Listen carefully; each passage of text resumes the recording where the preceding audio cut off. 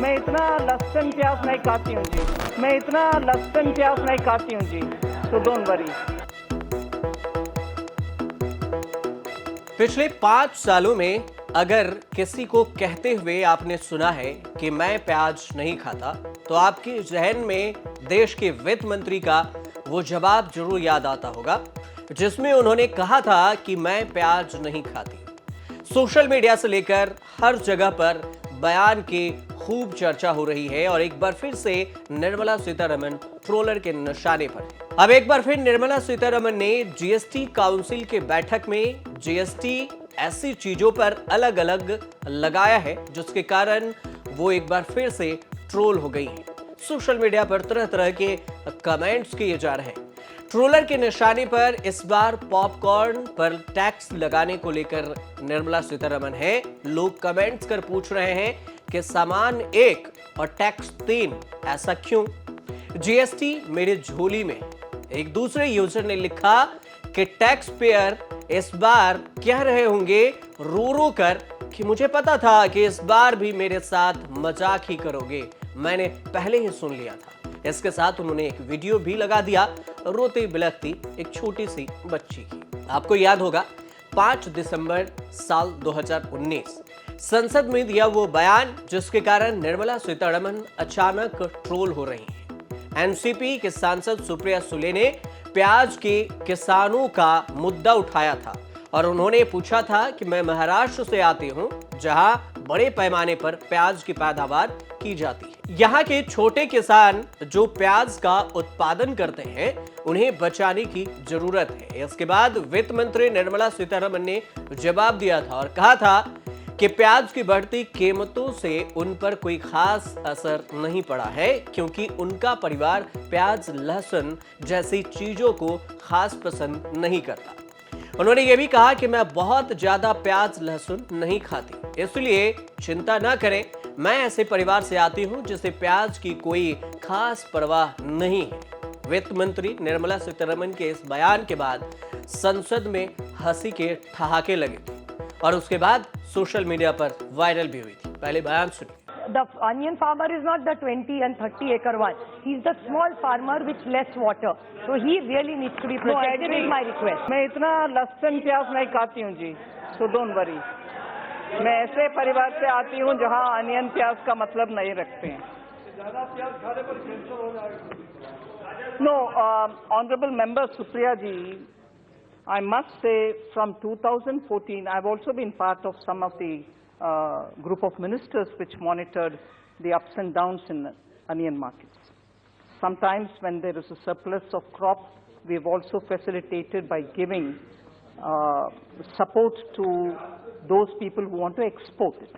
I have overnight passed orders for helping with 5 to 7% assistance for exporting. इसके बाद लोकसभा में प्याज के मुद्दे पर बहस छिड़ गई और निर्मला सीतारमण सोशल मीडिया के ट्रोलर्स के निशाने पर आ गई और उसके बाद ट्रोल होती रही। जब कभी भी टैक्स में बढ़ोतरी होती है तो निर्मला सीतारमण ट्रोल जरूर होती है। अब एक बार फिर से न सिर्फ ट्रोलर सवाल पूछ रहे हैं बल्कि खुद अपनी ही पार्टी बीजेपी के प्रवक्ता है अजय आलोक, उन्होंने सोशल मीडिया पर पोस्ट करते हुए सवाल पूछ दिया और लिखा कि निर्मला जी से अनुरोध करना चाहता हूं कि मध्यम वर्गीय आय वालों के लिए सबसे पहला हम पूरा टैक्स समय पे देते हैं और देते क्या है, तनख्वाह से काट ली जाती है, और दूसरा कि हमें किसी सरकारी योजना का कभी लाभ भी नहीं मिलता, और तीसरा स्वास्थ्य बीमा पे 18% जीएसटी हमारे लिए और बाकी सबके लिए आयुष्मान।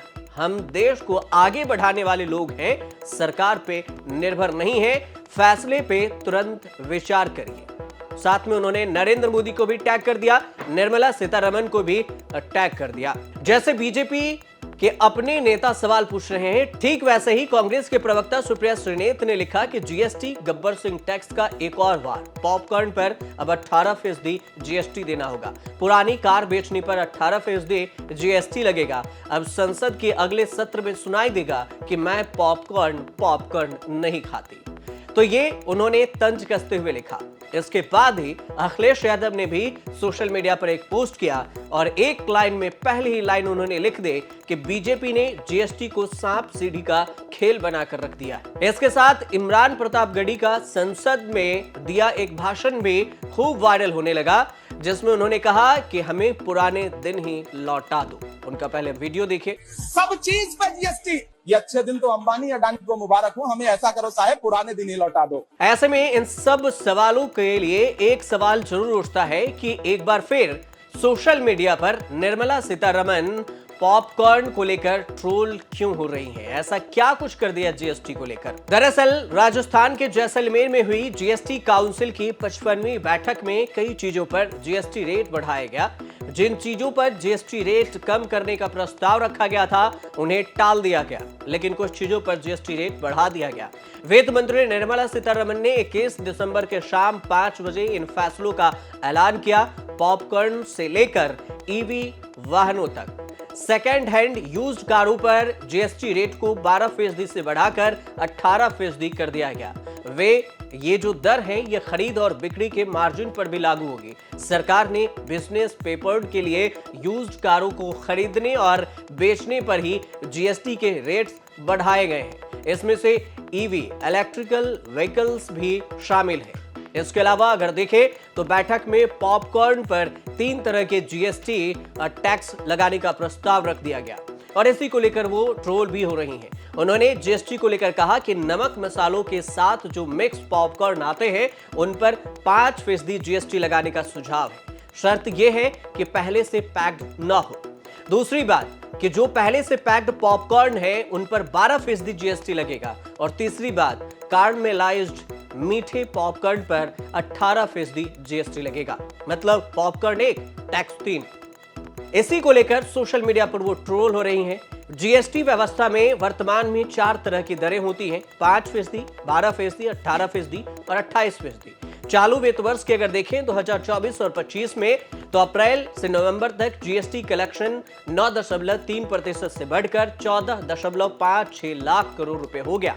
पिछले साल अप्रैल नवंबर की अवधि में यह कलेक्शन 13.32 लाख करोड़ रुपए था। हालांकि टैक्स के पैसों को लेकर जब ट्रोल हो रही थी निर्मला सीतारमण तो उस वक्त उन्होंने एक इंटरव्यू में जब उनसे सवाल पूछा गया था कि आप टैक्स बढ़ाते ही क्यों हैं, तो इसके जवाब में उन्होंने कहा था निर्मला सीतारमण ने कि ऐसा नहीं है, टैक्स सिर्फ इसलिए नहीं बढ़ाए गए हैं कि मुझे और ज्यादा पैसा चाहिए। ये फैसला इस आइडिया पर भी आधारित है कि हर एसेट क्लास को समान समझा जाए। जीडीपी और देश की अर्थव्यवस्था को लेकर निर्मला आए दिन ही लोगों के निशाने पर भी रहती हैं।